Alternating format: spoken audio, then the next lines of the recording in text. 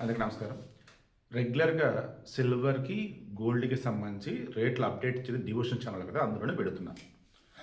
ఇది ఎస్‌పీ ఛానల్‌లో పెడితే మినిమమ్ 50,000 వెళ్ళిద్ది.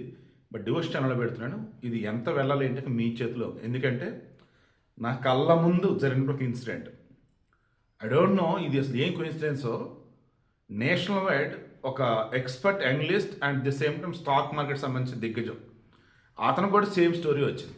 అంటే అతను తెలిసినంత కూడా ఇదే ఫేస్ చేశాడు ఒక అతను. నేను గత నెల రోజులుగా బంగారం వెండి ధరలు అప్ అండ్ డౌన్స్ ఉండటం కావచ్చు, భారీగా పెరగటం కావచ్చు. అప్పుడు ఏం చెప్పాను? డబ్బుంది. ఎలా చెప్పాను మీకు అసలు బాగా గుర్తించండి. కుప్పల కుప్పల డబ్బు ఉంది, ఇంకా లాభాలు రావాలి అనుకున్నప్పుడు వెండికి వెళ్ళండి. ఒకవేళ వెండి పడినా ఏం పర్ల, మనకు బోల్డ్ అంత డబ్బు ఉంది, ఏం పర్ల, లాభాలు వస్తేనే అమ్ముకుంటాం, నష్టం వస్తే ఎందుకు అమ్ముతా? ఒకవేళ డబ్బు అవసరం అంటారా? బోల్డ్ అంత డబ్బు ఉంది వెనకాల. ఇటువంటి వాళ్ళు మాత్రమే వెండి జోలికి పోండి, అదర్వైజ్ వద్దు అన్న.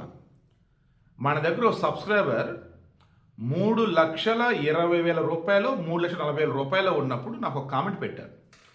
ఎస్పీ గారు, నేను ఎప్పటి నుంచి మమ్మల్ని ఫాలో అవుతున్నా, నేను బంగారం కొనాలా వెండి కొనాలన్నప్పుడు బంగారం స్లోగా పెరుగుతుంది, నాకు కొంచెం లాభం రావాలి, వెండి కొందామని అనుకుంటున్నాను. బట్ మీరు చెప్పారు కదా కరెక్షన్ జరిగింది, పడిపోయింది, జాగ్రత్త, చూసుకోండి అంటున్నారు కదా.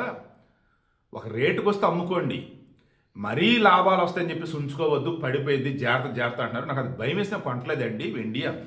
బట్ వెండి మాత్రం పెరుగుతుందండి అని. అప్పుడు కూడా ఇదే చెప్పాను. మేడం, మీ దగ్గర డబ్బు ఉంది అనుకుంటే, రిస్క్ ఫేస్ చేయాలనుకుంటే అప్పుడు వెండి కొనుక్కోండి. పడిపోయినా మాకు నష్టం లేదు, ఎప్పటికైనా పెరిగింది కదా, ఉంచుకుంటా ఉంటే వెండి కొనండి. మా దగ్గర ఉన్న డబ్బు తక్కువే, ఇప్పుడు కొనదాంతో లాభాలు రావాలనుకుంటే వద్దండి, వెండి వద్దండి, వెళ్తే బంగారానికి వెళ్ళండి. ఒకవేళ బంగారం పడ్డా మరి ఎక్కువ పడదు, మరలా రికవర్ అవ్వడం టైం బట్టి, రికవర్ అవ్వడం తక్కువ టైంలో అయిపోయింది. వెండి అలా కాదు, పడింది అనుకుంటే మరలా నార్మల్ అవడానికి చాలా టైం పట్టవచ్చు అని చెప్పా. ఇప్పుడు నాకు తెలిసిన ఓ వ్యక్తి, అతని దగ్గర క్రెడిట్ కార్డు ఉంది. క్రెడిట్ కార్డు త్రూ వాడి ఎంత లోన్ ఇస్తే అంత లోన్ అన్నట్టుగా తీసాడు. ఇంట్రెస్ట్ రేట్ ఎక్కువ, 10 లక్షలు లాగి ఆ 10 లక్షలకి వెండి కొనేశాడు. మొత్తం వెండి కొన్నాడు. తీరా అతను కొన్న తర్వాత టక పడిపోయింది వెండి.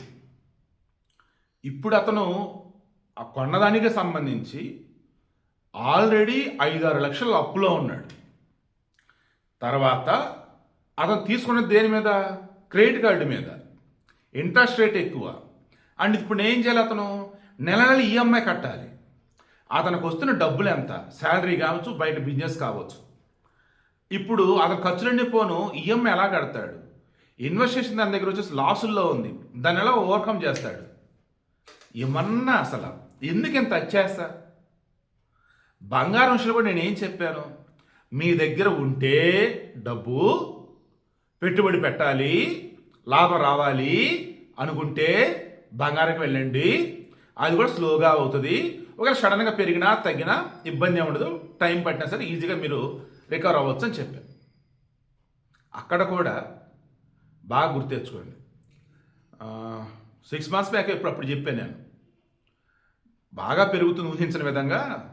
ఒకవేళ మీ దగ్గర డబ్బు ఉంటే కొనుక్కోండి, డబ్బు లేదనుకోండి అప్పు అయినా చేసి కొనుక్కోండి, పెరుగుతుంది. బట్ జాగ్రత్త, మీరు అనుకున్న రేటుకి వస్తే అమ్మేసుకోండి, ఏ కొంచెం తేడాగా ఉన్నా సరే నేను చెప్తాను, ఆలోపు అమ్మేసుకోండి అని కూడా చెప్పాను అప్పుడు కూడా. బట్ ఆ తర్వాత నేను చెప్పా, వద్దు అప్పు చేస్తే అది కొనొద్దని కూడా చెప్పాను. నేను చెప్పినట్టుగా అండి, ఒక లైసెన్స్డ్ అనలిస్ట్, ఒక లైసెన్స్డ్ ఎక్స్పర్ట్ కూడా ఎవరు చెప్పాల లాస్ట్ 1 yearగా. కావాలంటే నా వీడియో కింద నుంచి కామెంట్స్ కొన్ని ఉంటే చెక్ చేసుకోండి. నేను చెప్పింది ఫాలో అయ్యి లాభపడ్డ వాళ్ళే 99% ఉన్నారు. నష్టపోయిన వాళ్ళు 1% ఉన్నారు కదా మీరు అంటారేమో. నేను వాళ్ళకి చెప్పింది వాళ్ళు చేయలే, వాళ్ళు ఓన్గా చేశారు. సో ఇప్పుడు నేను చెప్తుంది ఏంటంటే, ఇతను లాగా మీలో ఎవరు ఉండకండి. బంగారం కానీ వెండి కానీ కొనటం అంటే అప్పు చేసి కొనముని కాదు. మీ దగ్గర ఉన్న డబ్బులతోనే అది లాభం వచ్చినా నష్టం వచ్చినా తట్టుకునే శక్తి ఉంటే కొనాలి అది. ఓకే, మరలా చెప్తున్నా, వెండి విషయంలో మాత్రం ఎప్పటికైనా గుర్తుంచుకోండి, బాగా డబ్బు ఉంది అంటే రిస్క్ చేద్దాం, అయితే మస్తు ప్రాఫిట్ వచ్చింది. ఒకవేళ లాస్ వచ్చినా వెయిట్ చేద్దాం, లాభం వచ్చేందుకు అనుకుని ఓదుకుంటారు.